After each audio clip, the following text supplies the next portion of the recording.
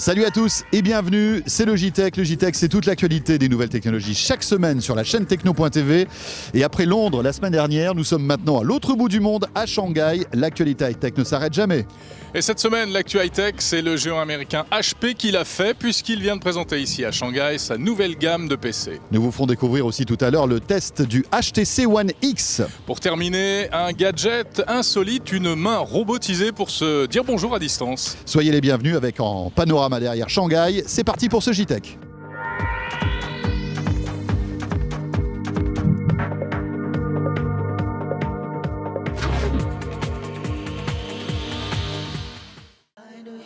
Le JTech avec OrangeInnovation.tv, la web TV qui simplifie la vie numérique. Du 21 au 25 mai, suivez la Creative Week d'Adobe, le rendez-vous annuel de la création numérique. Voilà, admirez ce paysage panoramique sur l'une des villes les plus dynamiques du 3e millénaire, Shanghai. Avec tous ces buildings, tous plus impressionnants les uns que les autres. Alors Shanghai, une ville immense, plus de 23 millions d'habitants, une ville qui ressemble de plus en plus maintenant aux grandes métropoles occidentales. Et regardez par exemple ces images d'un quartier qui devrait vous plaire, puisque c'est un quartier dédié à l'électronique. C'est impressionnant, les plus grandes marques y sont représentées. Voilà, alors on trouve du vrai, du faux sur plusieurs étages, plusieurs grands centres commerciaux. Évidemment, on s'est précipité dans ce quartier pour voir un petit peu ce qu'on pouvait y trouver. Bon, alors pourquoi sommes-nous ici à Shanghai? Eh bien tout simplement parce que nous avons suivi le grand constructeur américain d'ordinateurs HP qui a décidé ici même de présenter toutes ces nouveautés. Effectivement, alors on attendait, il faut bien l'avouer, une grosse surprise. On espérait peut-être l'une des premières tablettes sous Windows 8. Eh bien non, on va repartir un petit peu déçu puisque HP n'a pas fait cette grosse annonce. Ce sera sans doute pour un peu plus tard. Effectivement, mais malgré tout, HP a annoncé pas moins de 80 nouveautés. Dans les fleurs. Fais attention, ça serait dommage quand même que tu aies un accident.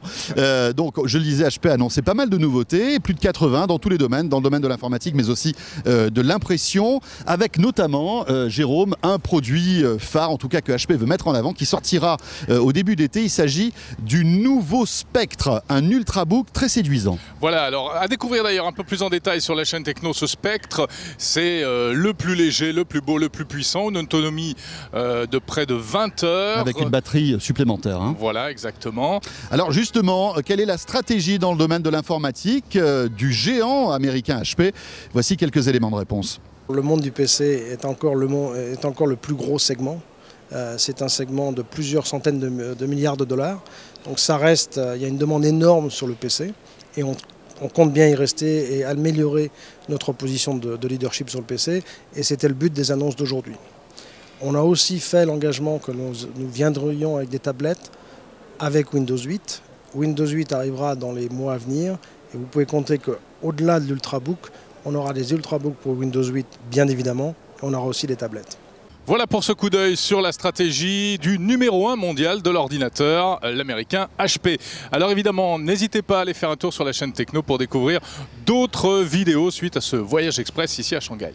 Alors vous restez là bien sûr, la suite de ce JTech avec le best-of des vidéos de cette semaine. Bonjour à tous, aujourd'hui votre téléphone mobile va se connecter de plus en plus au hotspot Wi-Fi dans la rue. Ça s'appelle le HP SIM. Alors pourquoi? À quoi ça sert? Quel avantage? Quel inconvénient? On en parle. Alors ça sert à quoi? Ça sert à avoir une meilleure qualité de réseau. Si par exemple en général quand on est à l'intérieur des bâtiments, la 3G passe pas très bien. Si vous captez le hotspot d'un voisin qui est du même opérateur que vous, et bien là vous allez pouvoir vous connecter. Donc on précise que c'est totalement légal évidemment. Bien sûr, c'est totalement légal.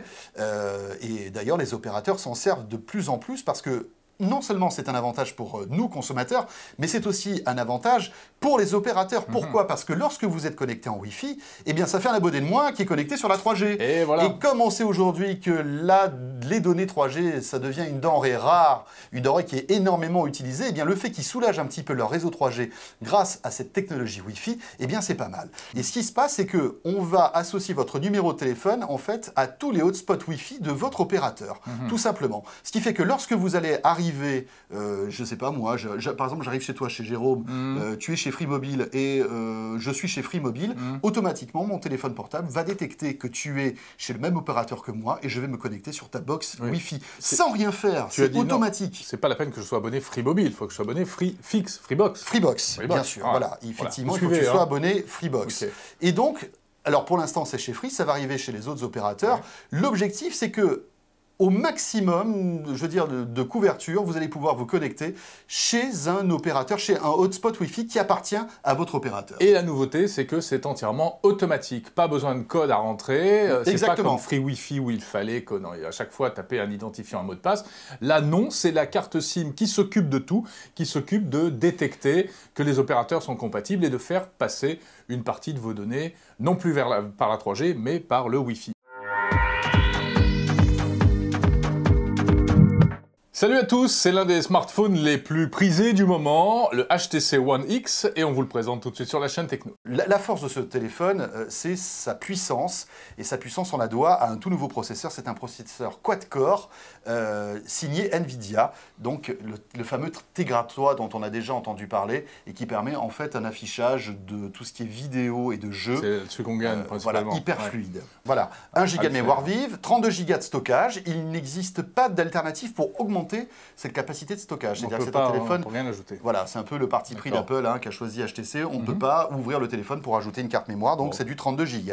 En fait, HTC a décidé de tout miser sur l'image et sur le son sur ce téléphone. L'image vidéo, tu veux dire? Voilà, l'image vidéo et photo. Image vidéo, photo et le son. D'accord. C'est pour ça que ça fait partie du haut de gamme de chez HTC. Alors pourquoi l'image? Parce qu'ils ont mis ce qui se fait de meilleur aujourd'hui en matière d'appareils photo numériques. Alors en 8 mégapixels, on a l'habitude, mais ils ont rajouté toute une série de petits raffinements, comme par exemple un fameux capteur BSI qui permet en fait une meilleure qualité d'image en basse résolution. On le sait, toi et moi, le problème de ce genre de smartphone, c'est que lorsqu'il n'y a plus de lumière, eh bien vous faites des photos pourries. Joli. J'ai failli dire dégueulasse, mais comme ça au moins on est raccord. Bon, cela dit, ça sauve pas tout. C'est un petit peu meilleur. Ça améliore un peu. Un tout petit peu meilleur. Mais en revanche, si on a une belle luminosité, cet appareil fait de très très belles photos, mais on y reviendra. Voilà pour ce HTC One X. Donc, vous l'avez compris, on est donc dans cette nouvelle génération d'appareils. On est vraiment dans le top du top. Ouais, mais sincèrement, pour terminer, c'est l'un des meilleurs appareils du moment, sans aucun problème. Si vous êtes un fan de photos, si vous êtes un fan de vidéos, si vous aimez bien regarder des vidéos sur votre smartphone, eh bien vous allez vous régaler. Il est vraiment beau, puissant et agréable à utiliser. Et donc, à comparer, on l'a dit, au Galaxy S3 de Samsung qui sortira prochainement. Tout à fait. À l'hypothétique iPhone 5 de juin ou octobre prochain. Voilà.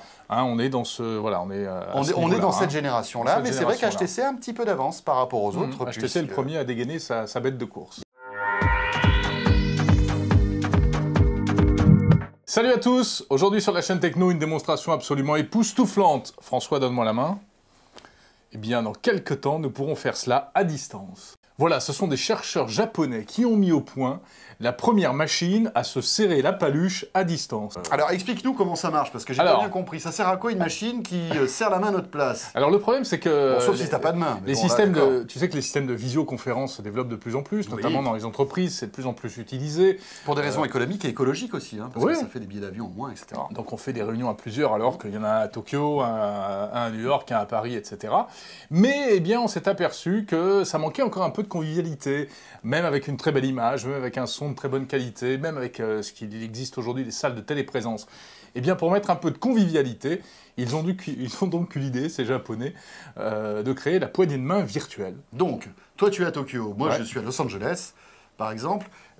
Comment ça va se passer? Alors c'est une main robotisée. C'est une main robotisée. C'est une main robotisée qui va être sous l'écran, par exemple. Voilà, on ait la sensation en plus de serrer véritablement la main de la personne. Exactement. Voilà, regardez donc sur cet appareil qui a été mis au point pour la démonstration. En plus, elle a l'air agréable cette main. Alors, elle n'est pas très sexy. C'est une main pas très sexy. Avec un gant en silicone. Ah oui. Qui est censé reproduire le toucher d'une main réelle et même la température, puisque la main est à 35 degrés. Alors, les vraies mains sont à 32 degrés. Ah oui. Mais apparemment, pour qu'il y ait la sensation de réalisme, il faut qu'il y ait 3 degrés de plus. D'accord. La main est à 32 degrés alors? Sauf si tu as de la fièvre.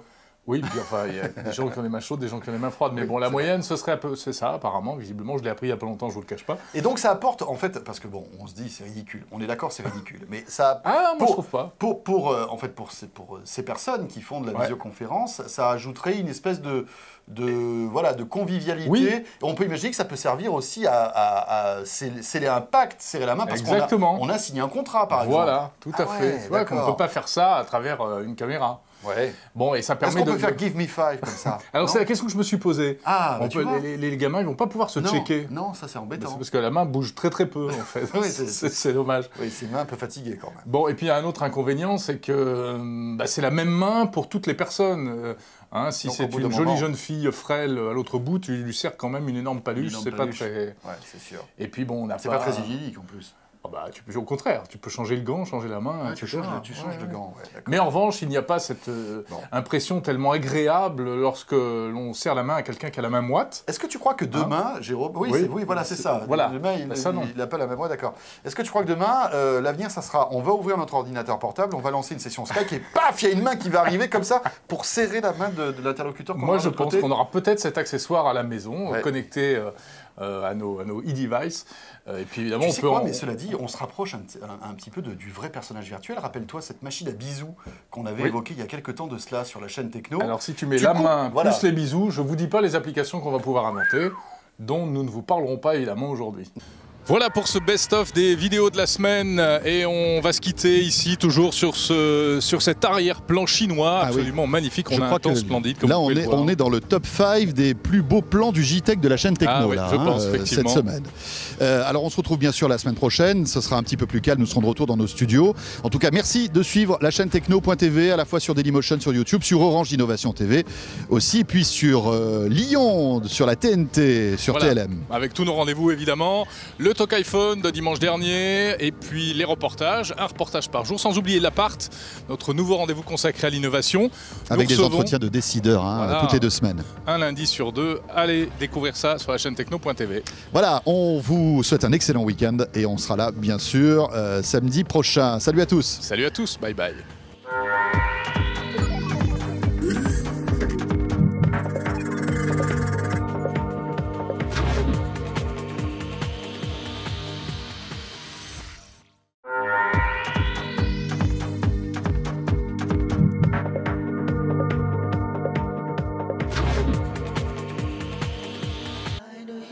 Le JTech avec Orange Innovation.tv, la web TV qui simplifie la vie numérique.